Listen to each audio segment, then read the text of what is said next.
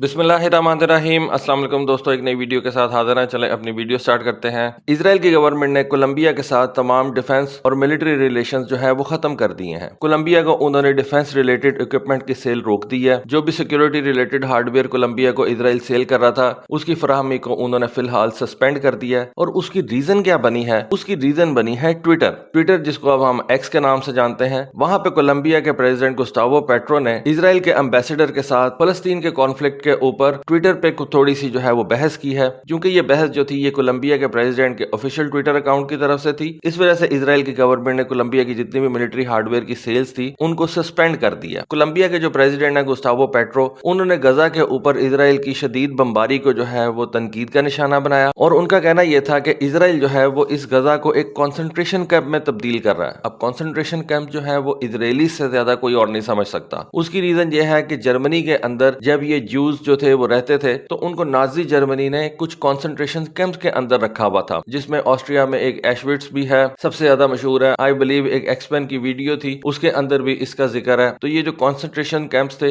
यहाँ पे यहूदियों को रखा जाता था, बाद में उनको वहां पे एग्जीक्यूट भी किया गया। इजराइल के क्लेम के मुताबिक तकरीबन 6 मिलियन जूस को इन मुख्तलिफ कॉन्सेंट्रेशन कैंप्स के अंदर रख के जान से ही मार दिया गया। लेकिन खैर 6 मिलियन तो खैर एक बहुत बड़ा नंबर है और मेरा ख्याल है कि एक एग्जैजरेटेड नंबर है, लेकिन वहां पे इंसानी हकूक की पामाली जरूर हुई थी और नाजी कंपनी ने बहुत से ज्यूस को जो है वो निशाना बनाया था। अब ये जो कोलंबिया के प्रेसिडेंट और इजराइल के एम्बेसडर के दरमियान एक हीटेड एक्सचेंज हुई है, उसमें कोलंबिया के प्रेसिडेंट ने कहा कि फलस्तीन के अंदर इजराइल टेररिज्म कर रहा है और फलस्तीन के बच्चों को मार रहा है जिनका कोई कसूर नहीं है, वो इस जंग से ना वाकिफ है। और खवातीन और बच्चों को मारना आपको पता है कि वैसे ही जंगी असूलों के खिलाफ है। तो कोलंबिया के प्रेसिडेंट ने यह मैसेज कर दिया कि terrorism is killing innocent children in Palestine और इजराइल गजा को एक कॉन्सेंट्रेशन कैंप के अंदर तब्दील कर रहा है। अब ये जो क्रिटिसिज्म था इजराइल के ऊपर ये इंतहाई ज्यादा सीरियसली लिया गया है। और साथ साथ जो कोलंबिया के प्रेसिडेंट है गुस्टावो पेट्रो, उनका कहना यह भी था कि गजा के अंदर इन कैंप्स के अंदर इजराइल ह्यूमन जेनोसाइड कर रहा है, फलस्तीनियों का कत्लेआम कर रहा है, उनकी नस्ल कुशी कर रहा है। इतने ज्यादा बम बरसाए जा रहे हैं कि जिसमें बच्चों को भी नहीं देखा जा रहा, अस्पतालों को भी नहीं देखा जा रहा और वहां पे ऐसा लग रहा है कि फलस्तीनियों की नस्ल कुशी हो रही है। अब एक बात आप ज़हन में रखें कि ये जो कोलंबिया है ये बहुत ज्यादा डिपेंडेंट है इजराइल के ऊपर मिलिटरीली। ये मैं आपको आगे चल के बताता हूँ कि किस किस्म का असला इस वक्त इजराइल ने कोलंबिया के हवाले से जो है वो रोक लिया, किस किस किस्म का मिलिट्री हार्डवेयर इजराइल कोलंबिया को देने जा रहा था और अब वो सारी मिलिट्री हार्डवेयर की सप्लाई जो है वो इजराइल ने सस्पेंड कर दिया। कोलंबिया को आप वैसे बहुत कम जानते होंगे। कोलंबिया के बारे में सबसे ज्यादा जो मैं जानता हूँ वो ये है कि कोलंबिया की एक बड़ी जबरदस्त किस्म की फुटबॉल टीम है, वहाँ पे फुटबॉल को बहुत ज्यादा पसंद किया जाता है और कोलंबिया की ज्यादातर दुनिया के साथ पहचान उसकी फुटबॉल के हवाले से है। कोलंबिया की जो ज्यादातर आबादी है वो क्रिश्चियन फेथ को फॉलो करते हैं, लेकिन आप जिस भी फेथ को फॉलो करें इस वक्त जो इजराइल गजा के अंदर कर रहा है उससे सभी बिलबिला उठे हैं। कोलंबिया की आबादी जो है वो तकरीबन 5 करोड़ के करीब है और आबादी के लिहाज से मेरे ख्याल है दुनिया के पहले 30 ममालिक के अंदर आता है। कोलंबिया की जो इकोनॉमी है वो भी काफी बेहतर है और कोलंबिया का जीडीपी तकरीबन 370 बिलियन डॉलर के करीब है। अपनी आबादी के हवाले से आप कह सकते हैं कि कोलंबिया का जो जीडीपी है वो ठीक ही है और उसकी जो पर कैपिटा इनकम है वो तकरीबन $7,000 है। हमारे सब कॉन्टिनेंट के हवाले से अगर आप देखें उससे कंपेयर करें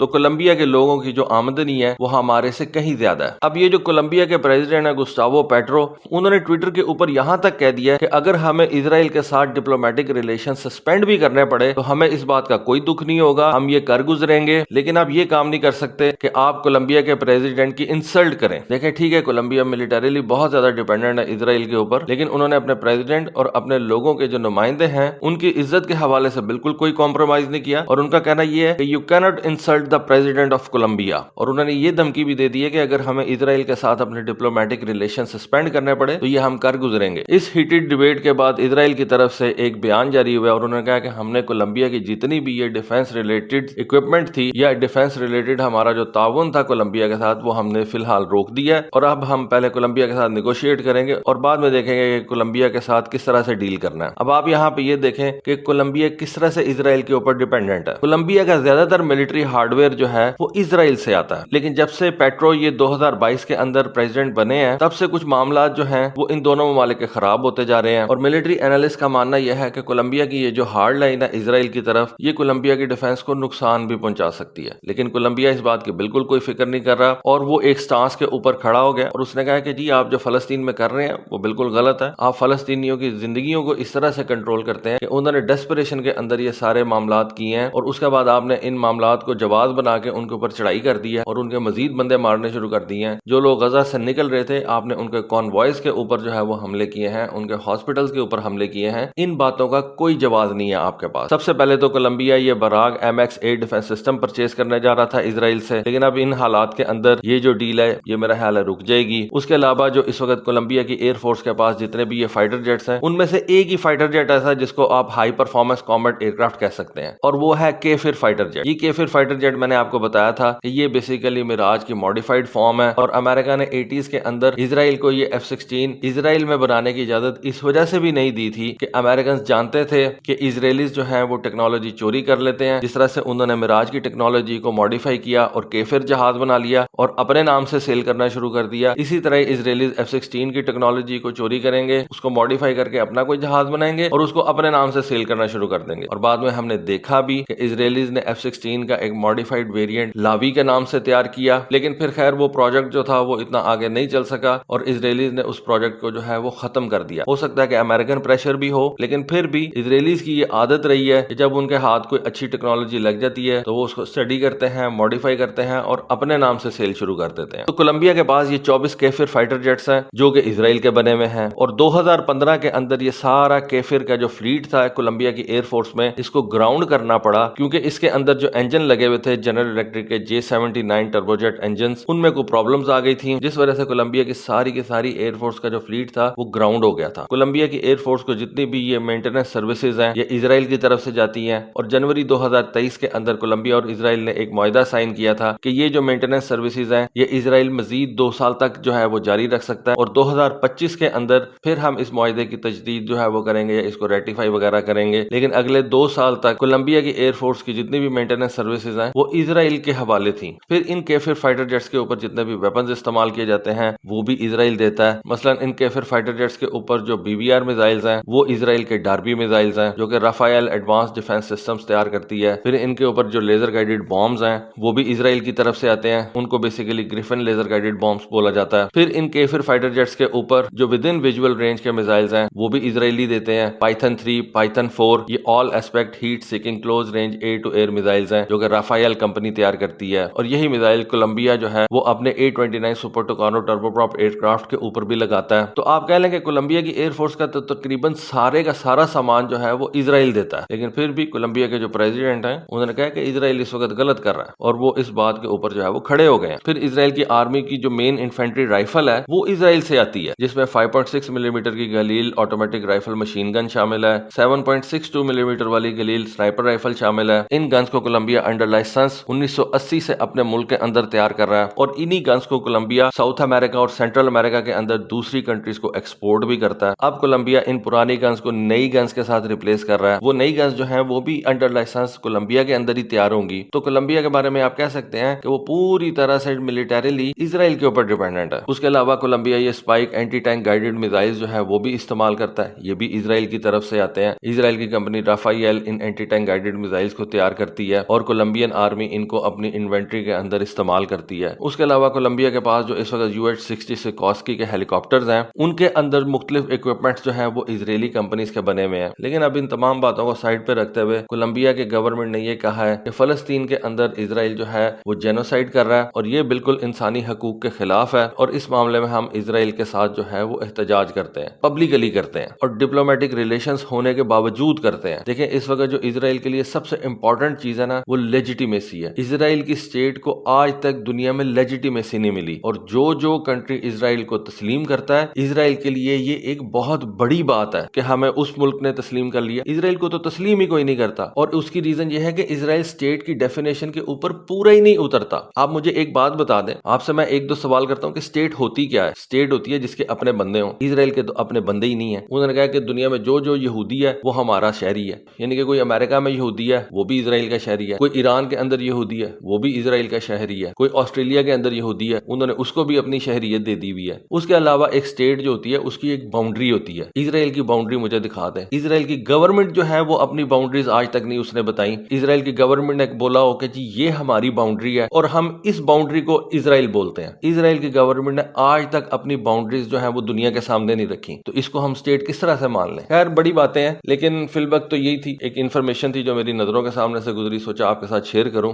ہوپ فلی آپ کو آج کی ویڈیو آج کی انفارمیشن پسند آئی ہوگی. کامنٹ سیکشن میں اپنی رائے سے ضرور آگاہ کیجیے گا. آج کے لیے بس اتنا ہی. Thank you. اللہ حافظ.